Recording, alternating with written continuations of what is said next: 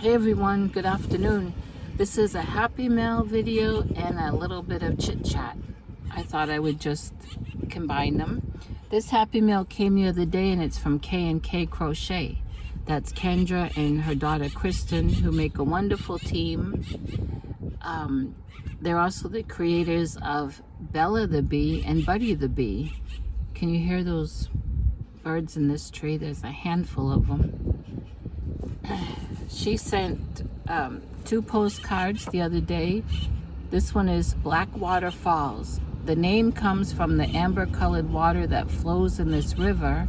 The color originates from the tannic acid produced by the red spruce and hemlock needles that are part of the watershed. That's interesting to know.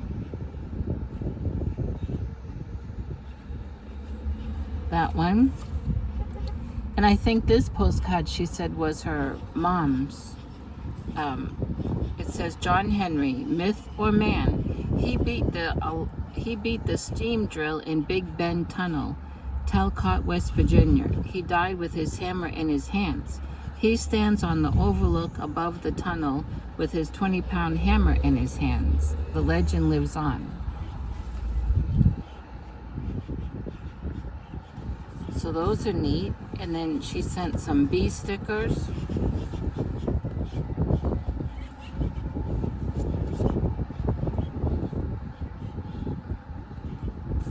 And she sent a keychain.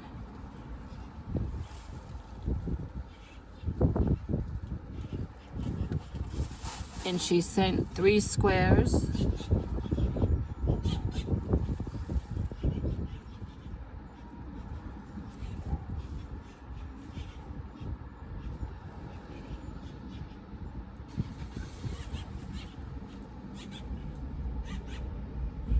Thank you, thank you, thank you. She made these squares up a while ago. If you don't know, last year, or I think the year before even,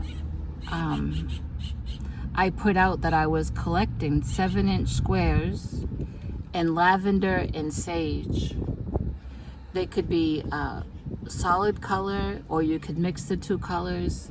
Could be traditional granny square or any pattern, just as long as it came out 7-inch square. And some people were having a hard time to find the lavender, so I said, well, any shade of purple. And the reason is because periwinkle is my favorite color, but purple is the awareness color for the Chiari malformation, the brainstem disease that I have. And I was looking to make me a blanket. That's why I was collecting the 7-inch squares. So she sent these. She made them up and sent them, which I appreciate. And many people did send me squares. I just didn't get enough to put a blanket together. And I made some squares. And hey, life happens. Things come up, and I know people offered to make them and didn't get around to it, or made them and didn't get to send them, and I understand all of it. So I'll get it done one day. Maybe when I get a few projects out of the way, I'll get back to making myself some squares. But thank you so much for sending that. Well, today is my birthday, and guess what I've done? I went back to bed. I felt like, you know what? I don't hardly ever go back to bed unless I'm down sick. I just stay on the go, on the go, on the go, until sometimes I'm just so flat worn out that I thought today, when I get done taking care of all the animals and get a few chores done, I'm gonna go back and lay down. I'm not gonna watch any YouTube. I'm not gonna listen to any music. I'm not gonna read anything. I'm just gonna lay still, close my eyes, and just rest. At least for an hour. If I fall asleep, I fall asleep. If I don't, I'll get up, because I'm also not one that can just lay in the bed. Like having a hard time to sleep, tossing and turning, I can't do it. I get up out of the bed and find something to do, even if it's in the middle of the night. I just cannot toss and turn. So I laid there, and I don't think an hour had gone by, and I believe I fell asleep, and I fell asleep for 2.5 hours, which is wonderful. Now, it's not going to bother any kind of sleeping at night for me, because I have a real hard time to sleep at night because of, it seems at night, the chronic pain flares up worse at night. And because of the intolerance I have, I can't take anything. And so I'm really glad that I was able to take such a long nap. Today's Monday, and so I'm usually very tired on Mondays because Sundays is so busy with church, but I just love church. You know, we have 2 services, and I didn't make the evening service because when I got home from church from the morning after teaching Sunday school, my knee was screaming. I'm still dealing with this knee and swollen ankle from when I fell up those stairs in the parking garage on the 12th. I've been for x-rays, nothing is fractured. So it's just really sore, and yesterday afternoon it was screaming and swelled up again, so I iced it and elevated it, and I just couldn't get myself ready to go back last evening. I laid down again last evening, even before those chickens went in, and I thought, oh, I really don't want to fall asleep before I lock them in, but if I do, it won't be the first time, and it's not a habit. But thankfully I didn't fall asleep before I had to go out and lock them up. So, birthday for me at this point, well, the last quite a few years, is just another day. When you have no family around, it's not the same. And when people that you know, like church, most of them work. Everyone in my church works, so there's really not much time to get together with anyone except at church. Now, don't get me wrong. Hey, our church does a lot of fellowship that I'm unable to make. In fact, they celebrate the birthdays, like the month of August, every month. They have a calendar, a wipe-off calendar in the kitchen where someone writes down everyone's birthday for that month. And the first Sunday of that month, the pastor and wife give out birthday cards signed by them, but it's also from the whole church. And then they have food. The first Sunday of the month, there's food. It's for the whole church, but it's to celebrate everyone's birthday that's in that month. So they did that, of course, the first Sunday of August, and I didn't make that service. And then other times, they have meals. Either people bring in a dish and they sit around and eat, or the church has food brought in. Lately, there's been a lot of food after services, not so much like a plate of food, maybe like, let's see, Thursday they had bowls with some kind of pudding, and you could put your wafer, or not your wafer, those little round cookies, you could put it on top of your pudding and mix it in yourself or whatever. I didn't get it because that's all sugar, but they were selling, because there's a couple young ladies from our church that are planning a mission trip to Brazil in September. So since I think May or June, those two have been working hard raising money. There was a church yard sale, and then they've made desserts and they've sold desserts. They did have plates of food one time. It was some kind of meat and vegetable maybe, and you put your order in, so that nothing is wasted. And then last Sunday they did coffee and cream cheese bagels. espresso coffee, and they did that in the morning before, early in the morning, and then they did it Sunday night after church. I didn't have any of that, but I've given some money towards their trip. I just haven't bought any of the food.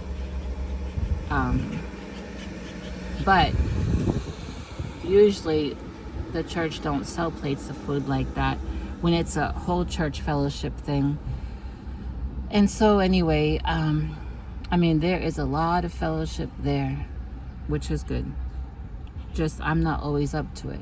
A couple of years ago, I was up to it more than now, and I used to cook food and bring too. But anyway, and so really a birthday for me is just another day, and I was glad to get caught up on my rest. A friend from back home sent me a birthday card and sent me a Dunkin' Donuts gift card, because people know that I like that iced coffee, and so that's why I'm here at this Walmart, because they have a Dunkin' Donuts in there. So I went and got me an iced coffee. A happy birthday iced coffee. What else?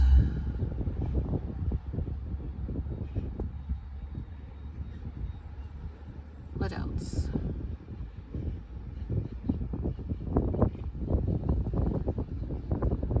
Really not too much. Oh, that bird has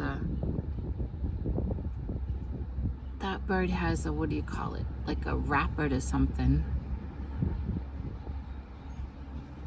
Must be some food still on that wrapper. Hope the bird don't eat the wrapper. Yesterday, for Sunday school, I filled in for one of the other Sunday school teachers. There's 3 of us that teach the age group that I'm teaching now, and we rotate, and they had to be out of town.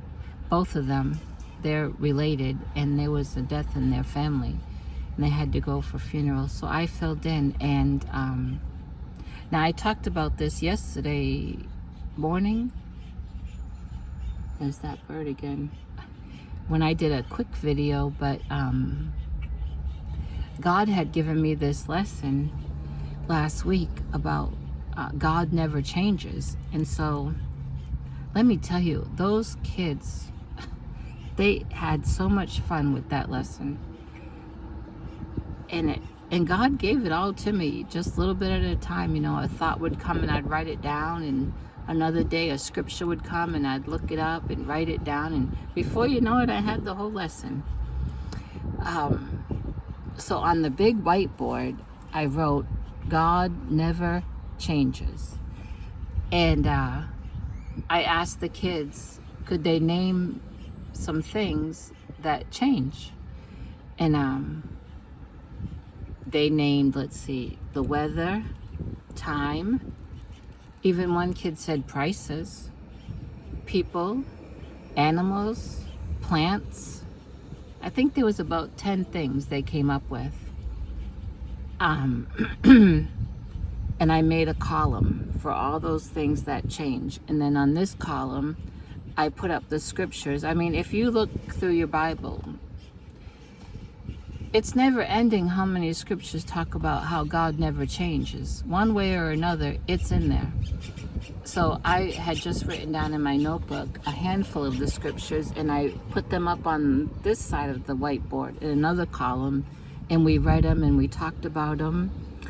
And then I thought, now during the week when the Lord was dropping this lesson in my heart, I was looking through a box of family photos that I have for some to see if I had some pictures to send to a cousin of mine.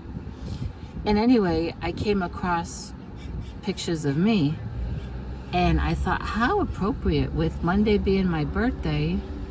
This just fits right into the lesson. I found a picture of me when I was 1 week old. I found a picture of me when I was a toddler. I found a picture when I was 12. I found a picture when I was 16, and one when I was 19. And there was others, but I stopped there. And I brought those to Sunday school and passed them around to the kids. And then I told them, you can see how much I've changed. And then from that last picture till now, there's been a huge change. And but I kept, reinforcing to them that God never changes. And then what we did was I brought in my craft light. I have a craft light. I forgot what it's called, about this big. I've had it for a few years, with the flexible neck and those 3 bulbs. Begins with a O, I think. And I brought that in. Of course, when I walked into church with that, one of the kids asked me, "What is that?" I said, "It's a lamp." "What's it for?" I said, "It's for part of our lesson." Those kids, they never know what I'm going to bring in. And I brought that lamp in, and when we were done the lesson for our activity, I had put the lamp on this table type thing. Of course, plugged it in and turned it on, and then we made silhouettes of the kids' faces, with black construction paper taped up against the wall. We didn't have no chalk, but we used a white crayon, and the kids stood sideways up against the wall, and I traced the outline of their face. One little girl said, "I feel like I'm at the dentist," because I could not get that piece of paper just right. I wanted to get her head and, of course, her chin. And when I'd turn around, I caught her one time out of the corner of my eye. When I turned around to go get the crayon, she moved a little bit to look at, the picture. I said, "You cannot move. You got to stand pressed up against that wall." And that's why she said, "I feel like I'm at the dentist." This is what they do to me at the dentist. And then we cut out the silhouettes, and they glued that onto another piece of paper. And on the top of it, they wrote, "People change, but God never changes." And on the bottom, they wrote their Bible verse, which is Hebrews 13:8. Every Sunday in Sunday school, us teachers give the kids a verse for them to learn all during the week. And then the next Sunday, before they're dismissed for Sunday school, all the kids go up to the front of the church and they recite their Bible verse. And that's the Bible verse that I gave them for this week. And they had so much fun just, having their silhouette. They really enjoyed it. And now yesterday, I was really worried about Lady Jane. She was really having a hard time getting along, walking, hopping. And at one point when she was sitting in my yard in the grass, I was watching her real closely. And she was breathing really fast, which made me nervous. I made up some of that electrolyte powder drink and put it in a little bowl and put it in front of her, and she was drinking it. But Esther came along, and I caught Esther when Esther put her beak in to get some, and then Lady Jane put hers in to get some. Esther, with her beak, hit Lady Jane's beak to get her out of it, and that is a no-no. So, Esther don't need it. It's not going to hurt her if she drinks any, but Lady Jane is the one that needed a little boost. And so far today, she's been okay. Of course, she's still limping. I'm still soaking that foot. And I'm really at my wit's end because I refuse to slice that bumble open because I'm no veterinarian.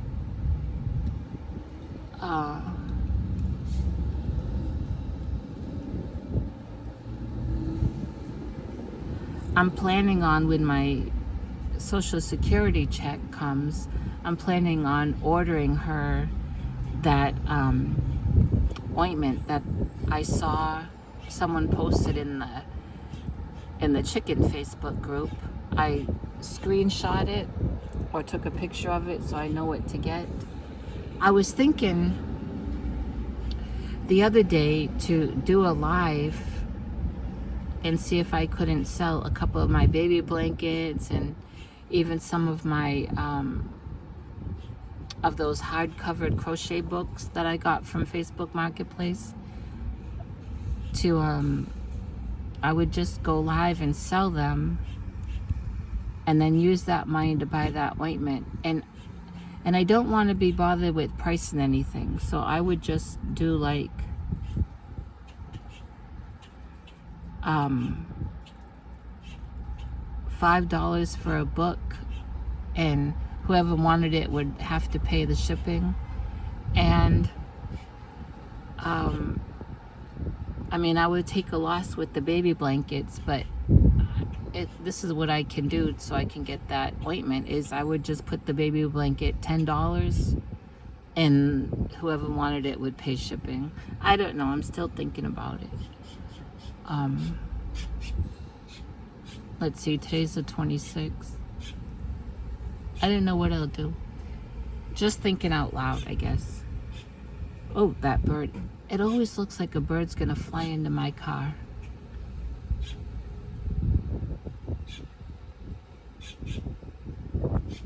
Oh, I was talking to the kids in my Sunday school class about phones. I was trying to get it into their head that we have not always had cell phones, and the look on their face. Oh, and when I'm talking about the rotary phones to them, and how long it used to take to make a phone call, and how we'd have split lines back in the day, they paid attention, I'll tell you that. Those kids sat there with their eyes wide open, and you could tell they were just trying to figure out, what is he talking about? We just pick up a phone and don't even have to dial. We just press someone's name and it dials. But they just couldn't get over all of that. I wish I had a rotary telephone to bring into Sunday school to show them. And in fact, a few weeks ago, I was teaching about something, and I was talking about maps. Not the world maps, but regular maps. Like when I was a kid and we wanted to go on a trip, we didn't have GPS. Remember the maps that showed you the roads and the highways and all that stuff? And I was telling the kids that our Bible is our roadmap to heaven. It tells us what we need to do to get there. It tells us how to live here to make sure we get there. And anyway, the look on their face when I was trying to explain how maps used to be years ago. And you know what? It's hard to find one of those maps. I know online they have everything, but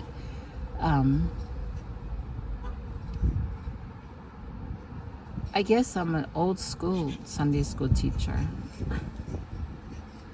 I don't know. I just know I have fun teaching, and I don't know how long I'll keep teaching. Been teaching over 30 years.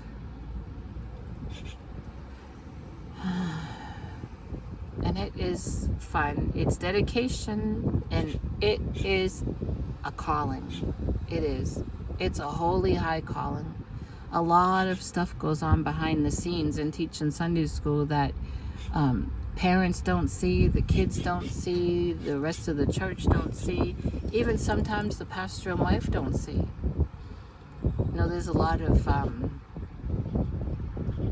planning, preparing, praying, studying, all that.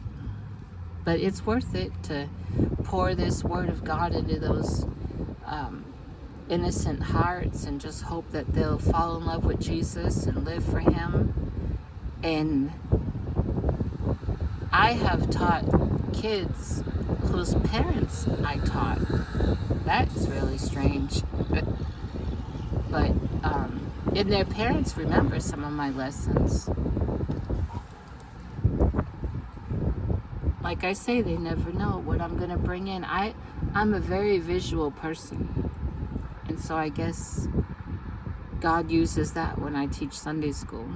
Visuals. Not all the time do I have a prop, but most of the time.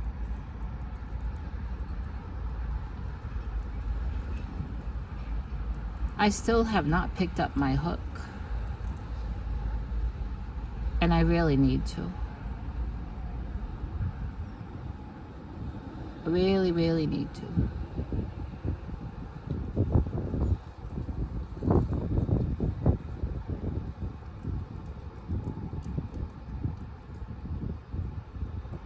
Well, I'm sorry I don't have nothing that I've made to show you, and not really a whole lot new to tell you.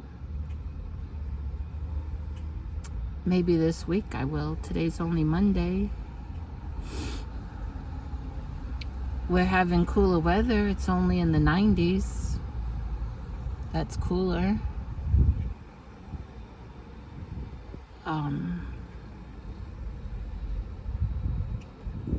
I guess that's it. I'm a little distracted because I'm thinking, last week I started to make a list of all these things I have to finish. All these whips or unfinished objects. And the list is pretty big. And I need to do it. And some things won't take any time to just finish and get done.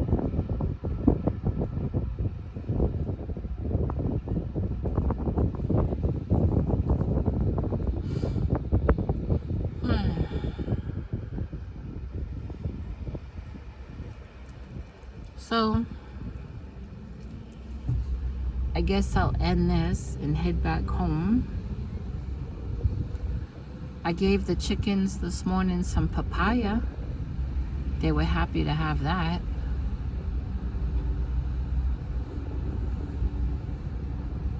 I'm just making sure there was nothing else I was going to tell you, but I think that's it. Thank you so much, Kendra and Kristen, for thinking of me, making those squares, and for the rest of the great Happy Meal that you sent. I appreciate it so much, really do. And I'll talk to everyone later. So have a great, wonderful day. It's Monday. Let's see what God has for us the rest of this week. And remember to be kind to everybody, because somebody is having a bad day, and it's so, so true. Just so true. We just never know. Okay, I'll talk to you later.